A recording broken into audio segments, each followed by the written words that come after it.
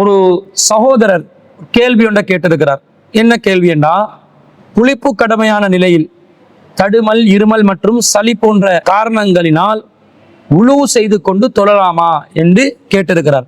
அதாவது குளிப்பு கடமையான ஒரு நிலை ஏற்பட்டால், ஒரு நோய் காரணமாக சளி, தடுமல், இருமல் அல்லது இந்த குளித்து விட்டால் தனக்கு நோய் அதிகரித்து விடும் என்ற ஒரு ஆபத்தான ஒரு நிலை இருந்தால் அதற்கு பகரமாக உழு செய்து கொண்டு தொழலாமா என்று கேட்கிறார். இந்த உழு செய்து கொண்டு தொழலாம் என்பதற்கு மார்க்கத்தில் எந்த ஒரு ஆதாரமும் இல்லை. குளிப்பு கடமை என்று சொன்னால் நாங்கள் குளித்து விட்டு தான் தொழ வேண்டும். உழு கடமையாகிற இடத்துல உழு செய்து விட்டு தான் நாங்கள் தொழ வேண்டும். அப்ப குளிப்பு கடமையான நிலைக்கு பரிகாரமாக மார்க்கம் உழுவை சொல்லி இருந்தால் தான் உழுவை செய்து கொள்ள வேண்டும்.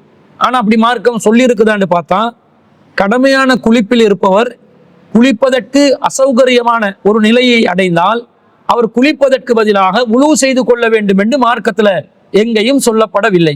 அதற்கு மாற்றமாக குளிப்பு கடமையான ஒருவர் குளிப்பதற்கு பதிலாக பரிகாரமாக மாற்று வழியாக தயமம் செய்து கொள்ளலாம் என்று அல்லாஹ் திருக்குர்ஆன்ல 4வது அத்தியாயத்துல 43வது வசனத்துல சொல்கிறான். எப்படி சொல்கிறான்? யா அய்யுஹல்லதீன ஆமனூ, நம்பிக்கை கொண்டவர்களே, லா தக்ரபு ஸலாத்த வ அன்தும் சுகாரா ஹத்தா தஅலமு மா தகூலுன, நீங்கள் போதையாக இருக்கும்போது நீங்கள் சொல்வது உங்களுக்கு விளங்கும் வரைக்கும் நீங்கள் தொழுகைக்கு நெருங்காதீர்கள் என்று அல்லாஹ் சொல்றான். இது ஆரம்பத்துல போதையில யார் இருந்தாங்களோ அவங்களுக்கு இருந்த ஆரம்ப நிலை. பிறகு இந்த சட்டம் மாறிடுச்சு, முற்றிலும் முழுதாக மது தடை செய்யப்பட்டதாக, போதை தடை செய்யப்பட்டதாக அல்லாஹ் ரப்புல் ஆலமீன் ஆக்கிவிட்டார். அதற்கு பிறகு அல்லாஹ் சொல்கிறான், வலா ஜுனுபன் இல்லா வாபிரி சபீலின் ஹத்தா தகுத்தசிலு, நீங்கள் குளிப்பு கடமையான நிலையில் இருந்தால் குளித்து கொள்ளும் வரைக்கும் தொழுகைக்கு நீங்கள் நெருங்கக்கூடாது. ஆனால் நீங்கள் வளமையாக உங்களுடைய பாதைய பள்ளிவாசலூடாக கடந்து செல்லக்கூடிய நிலையில் இருந்தாலே தவிர என்று அல்லாஹ் சொல்கிறான். வ இன் குன்தும் மர்லா அவ் அலா சஃபரின், நீங்கள் நோயாளியாகவோ பயணத்திலோ இருந்தால், அவ் ஜா அஹதும் மின்கும் மினல் காயிதி, உங்களில் யாராவது ஒருவர் கழிவறைக்கு சென்று வெளியே வந்தால், அவுலா மஸ்துமுன் நிசா, நீங்கள் உடலுறவின் மூலம் பெண்களை தீண்டினால், ஃபலம் தஜிது மா அன், உங்களுக்கு தண்ணீர் கிடைக்காவிட்டால், ஃபதயம்மமு ஸஈதன் தய்யிபன், நீங்கள் தூய்மையான மண்ணை தொட்டு தயமம் செய்து கொள்ளுங்கள் என்று அல்லாஹ் தஆலா சொல்கிறான். அப்ப குளிப்பு கடமையான நிலையில் ஒருவர் இருந்தால் குளித்துக் கொள்வதற்கு பதிலாக அவருக்கு தயமம் என்ற அந்த கடமையை நிறைவேற்றி கொள்ளலாம் என்று அல்லாஹ் இங்கே அனுமதி தந்து விட்டான். அப்போ ஒருத்தர் நோயாளியா இருக்கிறாரு அல்லது ஒரு பயணத்துல இருக்கிறாரு. இந்த நிலையில அவருக்கு குளித்துக் கொள்வதற்கு தண்ணீர் இல்லாத ஒரு சிரமமான நிலை ஏற்பட்டால் அதற்கு பரிகாரமாக அல்லாஹ் தஆலா உழு செய்து கொள்ள சொல்லவில்லை, தயமம் செய்து கொள்ளுமாறு சொல்கிறான். தூய்மையான மண்ணை தொட்டு முன்கையிலும் முகத்திலும் தடவுவதுதான் தயமம் என்பது. அப்ப இப்படி தயமம் செய்து கொள்ளுமாறு அல்லாஹ் சொல்வதனால தெளிவாக ஒருவர் நோயின் காரணமாக குளித்து கொண்டால் அந்த நோய் அதிகரித்து விடும் அல்லது அந்த நோய் தனக்கு தாக்கு பிடிக்க முடியாத நிலைக்கு பயங்கரமானதாக மாறிவிடும், இதன் மூலமாக தனக்கு மரணம் ஏற்படலாம் அல்லது நோய் கடுமையாகலாம் என்று ஒருவர் நினைத்தால் குளித்துக் கொள்வதற்கு பதிலாக தயமம் செய்து கொள்ளலாம் என்று அல்லாஹ் தெளிவாக நமக்கு அனுமதியை தந்திருக்கிறார். இதை நபி ஸல்லல்லாஹு அலைஹி வஸல்லம் அவர்களும் அனுமதித்து இருக்கிறார்கள். ஒரு முறை ரசூல் ஸல்லல்லாஹு அலைஹி வஸல்லம் தொழுகை நடத்துறாங்க.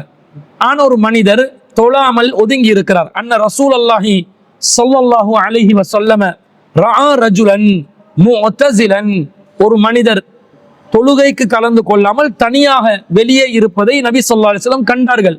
லம் யுஸல்லி ஃபில் கௌமி, அவர் சமூகத்தாருடன் சேர்ந்து தொழுகையில் கலந்து கொள்ளவில்லை. ரசூல் அவரிடம் கேட்கிறார்கள், யா ஃபுலான், ஏ மனிதரே, மா மனஅக அன் துஸல்லிய ஃபில் கௌமி, நீ இந்த கூட்டத்தோடு சேர்ந்து தொழாமல் இருப்பதற்கு உன்னை எது தடுத்தது என்று கேட்கிறார்கள்.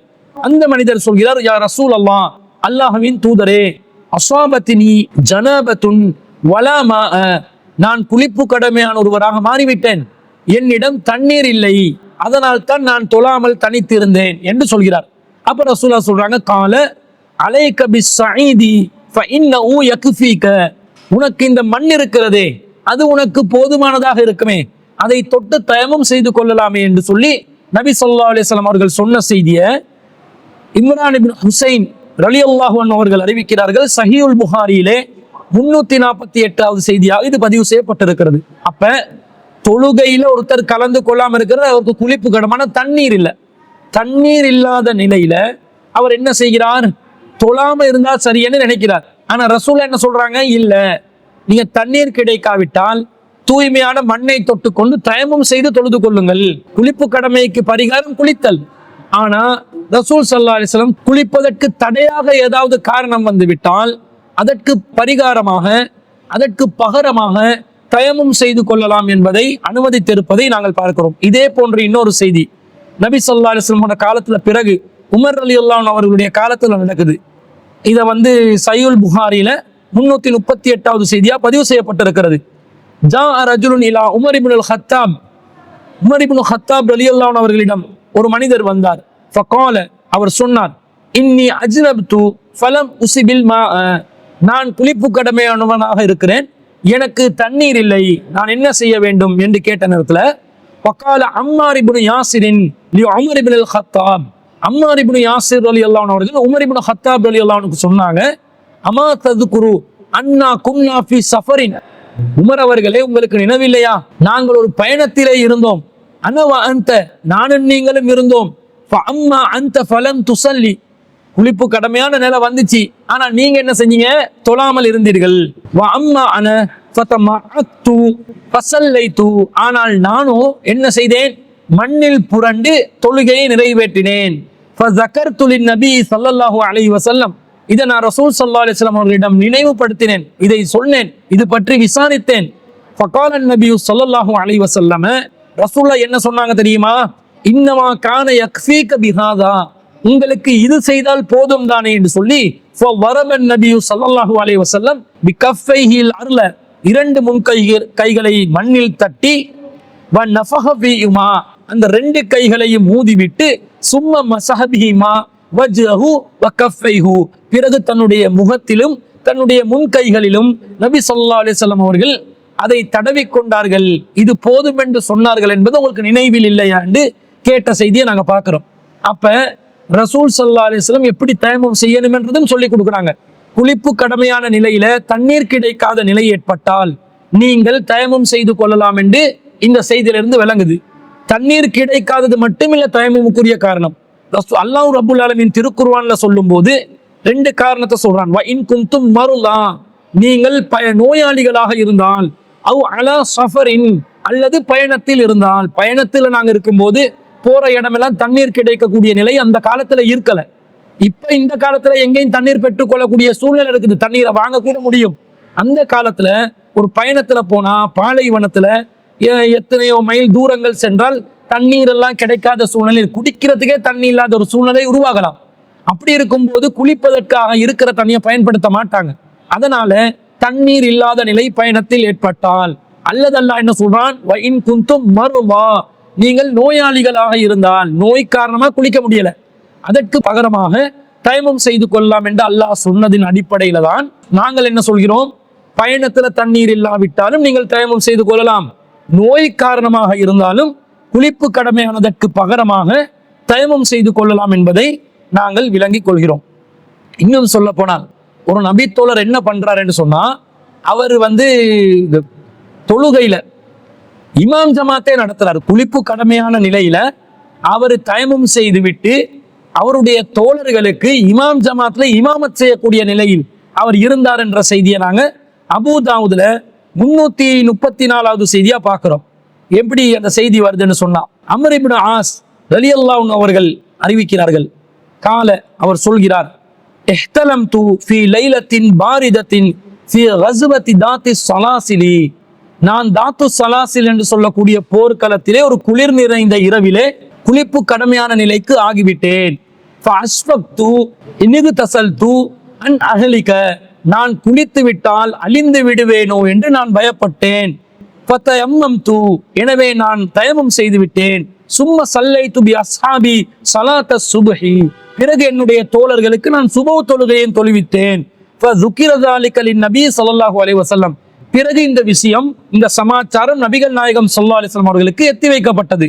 அப்ப ரசூலுல்லாஹ் கேட்கிறாங்க, யா அம்ர், அம்ர் அவர்களே, ஸல்லைத பி அஸ்ஹாபிக, வ அன்த ஜுனுபுன், நீங்கள் உங்களுடைய தோழர்களுக்கு நீங்கள் குளிப்பு கடமையான நிலையில் இருந்து தோழர்களுக்கு தொழுவித்தீர்களா என்று கேட்டார்கள். ஃபகுல்து, நான் சொன்னேன், யா ரசூலல்லாஹ், அல்லாஹ்வின் தூதரே, ஸக்கர்து கௌலல்லாஹி தஆலா, அல்லாஹ் தஆலா குர்ஆன்ல என்ன சொல்கிறான், வலா தக்துலு அன்ஃபுஸகும் இன்னல்லாஹ கான பிக்கும் ரஹீமா, உங்களை நீங்களே அழித்துக் கொள்ளாதீர்கள், அல்லாஹ் உங்கள் மீது கருணை உள்ளவனாக இருக்கிறான் என்று அல்லாஹ் சொல்கிறானா இல்லையா? அதனால ஃபதயம்மம்து, நான் தயம்மம் செய்தேன். ஃபவஹிக ரசூலுல்லாஹி ஸல்லல்லாஹு அலைஹி வஸல்லம் வலம் யகுல் ஷைஅன், இதை கேட்டு ரசூலுல்லாஹ் சிரித்தார்கள், ஆனால் எனக்கு எதையும் சொல்லவில்லை. அதாவது ரசூலுல்லாஹ் அங்கீகரித்தார்கள் என்று அம்ர் இப்னுல் ஆஸ் ரலியல்லாஹு அன்ஹு அவர்கள் சொல்கிறார்கள். இதுல இருந்து என்ன விளங்குது? குளிப்பு கடமையான நிலையில் ஒருவர் குளித்து கொண்டால் தனக்கு நோய் அதிகரித்து விடும் என்றால், அப்படி ஒரு அச்சம் ஏற்பட்டால், ஒரு சாதாரண இருமல் தும்மல் தடுமல் என்றது இல்லை, கடுமையான ஒரு நோயா இருந்து இந்த நோய் இன்னும் கூடிரும், அல்லது சளி வருத்தமாவே இருக்குது, சில பேர் தொடர்ச்சியாக பீனஸ் நோயால் பாதிக்கப்படுவார்கள், அவர்களுக்கு இந்த காலை விடிய காலை நேரத்துல குளிப்பது என்பது அவர்களுடைய உடல்நிலைக்கு அது கேடு விளைவிப்பதாக அமையலாம். இந்த மாதிரி சூழ்நிலையில் இருந்தாலோ, அல்லது குளிப்பதனால் ஒருத்தருக்கு ஆஸ்மா நோய் வந்துடும், அது அதிகரித்து விடும், மூச்சு திணறல் ஏற்பட்டு விடும், அந்த மாதிரி பயங்கரமான ஒரு சூழ்நிலை ஏற்பட்டால், குளிப்பதற்கு முடியாத ஒரு சூழ்நிலையாக இருந்தால் அதற்கு பதிலாக தயமம் செய்து கொள்ளலாம் என்பதை இஸ்லாமிய மார்க்கம் நமக்கு அங்கீகரித்திருக்கிறது.